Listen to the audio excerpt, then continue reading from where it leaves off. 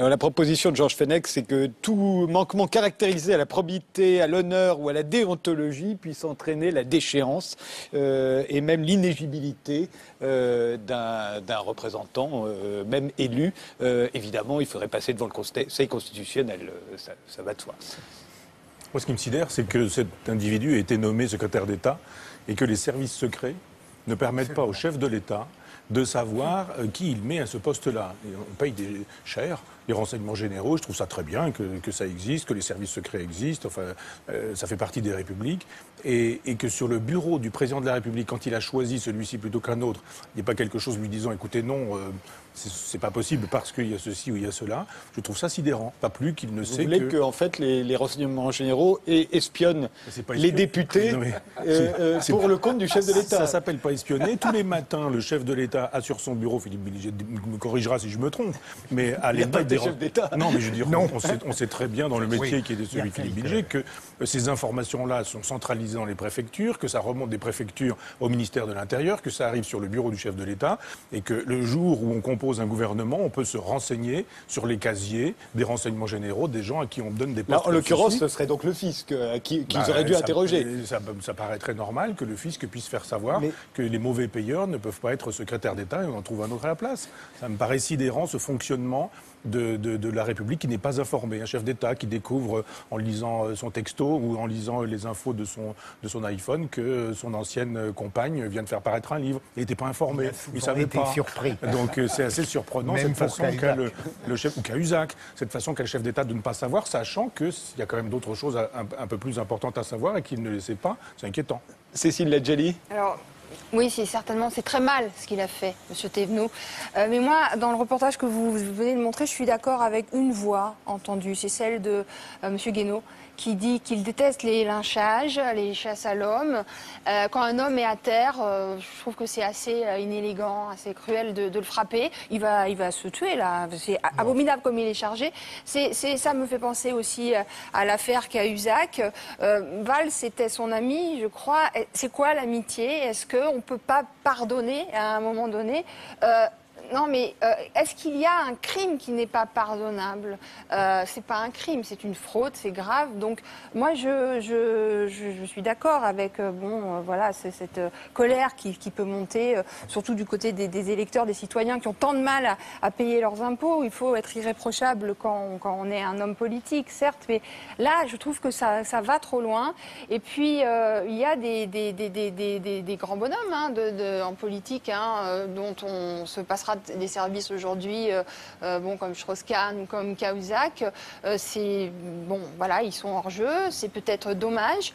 Quand on parle de quelqu'un comme Clinton, par exemple, on pense à un sourire aux lèvres toujours à cette affaire du bureau ovale et à ses frasques avec cette jeune femme. Mais on oublie aussi de rappeler qu'il est celui qui a fait que Isaac Rabin et Yasser Arafat se sont serrés la main à un moment donné. C'est pas évident. On voit où on en est avec le conflit israélo-palestinien aujourd'hui. Il est celui qui a aidé énormément l'Amérique économiquement. L'Amérique, à ce moment-là, était dans un instant de prospérité.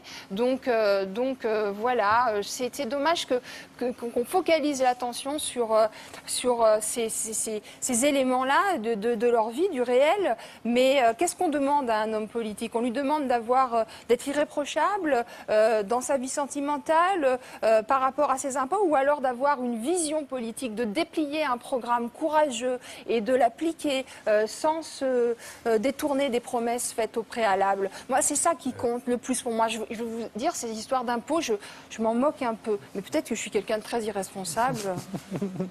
Éric Fassin. Thomas Thévenoud dit qu'il est victime d'une chasse à l'homme, c'est-à-dire que tout le monde s'en prendrait à lui. Il y a au moins une personne qui se montre très indulgente à son égard, c'est lui-même. Oui. C'est-à-dire qu'il dit qu'il n'a pas fraudé et qu'il était seulement négligent. Il dit qu'il a payé tout ce qu'il devait, pénalité comprise. Comme tous ceux à qui on le prend sur leur compte en banque quand ils ne payent pas leurs impôts. Donc, de ce point de vue-là, il est dans la situation de tous ceux qui fraudent le fisc. Mais, par ailleurs, il y a une raison pour laquelle il est accablé. C'est qu'il a accablé lui-même peu avant. Ça a été rappelé tout à l'heure, mais il a eu des mots très forts. On les a vus, mais il y en avait d'autres quand il parlait de trahison. à propos de Cahuzac, ou quand il appelait à une repentance fiscale. Donc, le problème, ça n'est pas seulement ce qu'il fait, mais c'est la mise en scène de tout ça. La mise en scène hier et la mise en scène aujourd'hui. Qu'est-ce que ça nous dit? Ça nous dit, au fond, ils nous disent une chose, mais ça n'a aucun rapport avec la réalité. Ceux qui aujourd'hui crient à la vertu, demain, eh bien, on les prendra la main dans le sac, etc. C'est ça que ça signifie. Donc ça va au-delà de la réalité des pratiques. C'est les symboles successifs de la vertu outragée, puis de l'indignation à l'idée qu'on lui fasse des reproches. Je ne dirais pas, comme vous, Éric Fassin, au début, j'ai une réaction très modérée. Parce que je suis tellement passionné par la compréhension, pour l'élucidation, que j'en oublie parfois l'indignation. Et au fond, après, j'ai compris que l'épouse était dans le couple et évidemment consciente de tout ce que ce couple faisait de mal. Mais si je rejoins Michel Onfray, je suis stupéfié que les contrôles officiels et officieux n'aient pas permis de savoir que Thomas Thévenoud était en délicatesse avec la chose fiscale. Et puis, si je trouve qu'on en fait trop, et je rejoins aussi Henri Guénaud, on a eu raison d'en faire un peu, on a eu raison de le faire, de le faire partir du gouvernement, c'est parce qu'inconsciemment, et je crains d'avoir raison, j'ai l'impression que demain nous apportera forcément des agissements, des transgressions qui seront pires que celles de Thomas Thévenoud. Et donc, est-ce que je ne me retiens pas un peu dans l'indignation en me disant que demain, j'en aurai peut-être encore plus besoin qu'aujourd'hui ?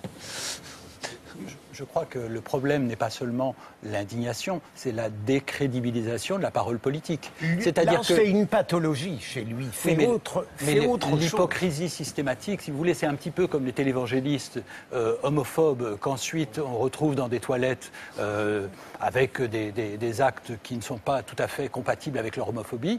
Eh bien, il y a un moment où on se dit, mais qu'est-ce que ça veut dire? Est-ce qu'on n'est pas dans une absurdité complète? Alors quand ce sont des télévangélistes, ça m'amuse. Quand ce sont des gouvernants de la France, ça m'amuse moins.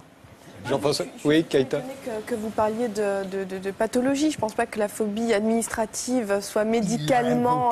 Il l'a invoqué, mais il l'invoque comme quelqu'un qui est accablé et qui essaye de s'en sortir, malheureusement, de la manière la plus grotesque qui soit. Elle est tellement systématique, elle crée un problème psychologique. Je veux bien, mais il est quand même dans un univers professionnel qui ne me semble pas dénué d'assistants, de comptables, de personnes même qui sont là peut-être tout simplement pour l'aider, comme des milliers de personnes sont régulièrement dépassées par les tâches administratives et qui font tout simplement appel à des gens qui sont là pour régler ces problèmes-là.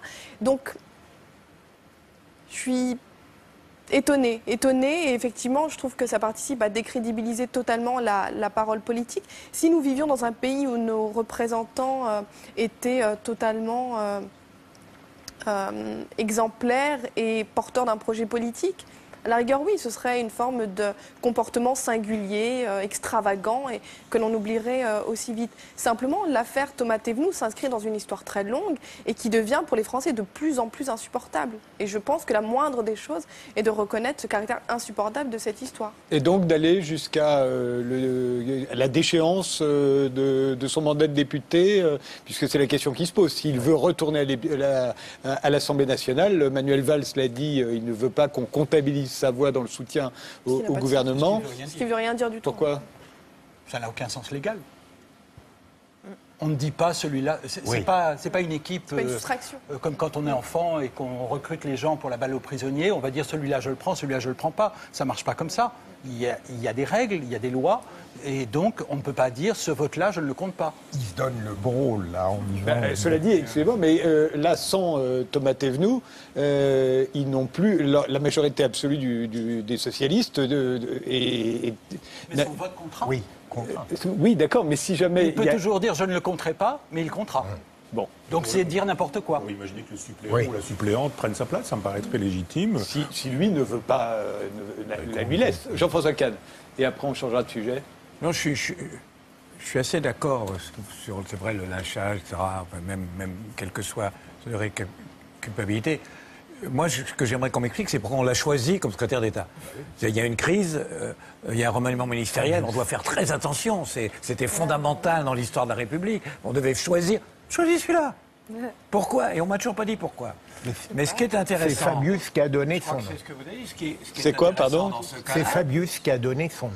Qu'il l'a- Fabius? Mais pourquoi? Ouais. Ben, parce qu'il Un le éclat, connaissait. Mais ce qui est intéressant... Il ne dans- savait pas qu'il était mauvais dans payeur. Ce que vous avez dit, tous d'ailleurs, c'est le dédoublement du personnage, dédoublement de personnalité. C'est ce que Hegel appelait la double conscience, c'est-à-dire, il y a les deux. C'est le type qui dit il faut être implacable avec la fraude fiscale, etc., qui est fraude de fisc. On avait la même chose chez Cahuzac. Mais d'une certaine manière, quand Rav Samen dit je suis socialiste et emploie le mot socialiste, c'est un doublement de personnalité aussi. Et c'est une double conscience aussi. C'est-à-dire se réclamer du socialisme pour faire une politique peut-être excellente d'ailleurs et peut-être bonne, mais qui n'a rien à voir avec le concept même de socialiste, c'est une autre. C'est-à-dire on baigne dans le double langage et le doublement de personnalité. Quand Sarkozy, à un certain moment, voulant séduire la gauche, se prononçait absolument pour le vote des émigrants aux élections locales, mais en disant je ne comprends même pas qu'on soit contre. Vous avez oublié cette phrase. Je ne comprends même pas qu'on soit contre le vote des immigrés aux élections locales. Et qu'ensuite, il dit que c'est un déni de démocratie de le faire. Ou quand il se prononce pour le mariage gay en disant c'est la modernité, et qu'ensuite qu'il dit c'est quelque chose d'inacceptable, etc. C'est aussi un doublement total de personnalité, une double conscience. On a un phénomène aujourd'hui, en effet, généralisé de cette espèce de désarticulation du moi avec le moi, quoi. Il y a quelque chose qui me frappe beaucoup. Alors vous en avez parlé, vous avez fait allusion à plusieurs reprises, le livre de Valérie Trierweiler. Il y a des libraires qui ne se réjouissent pas de son succès. Écoutons-les.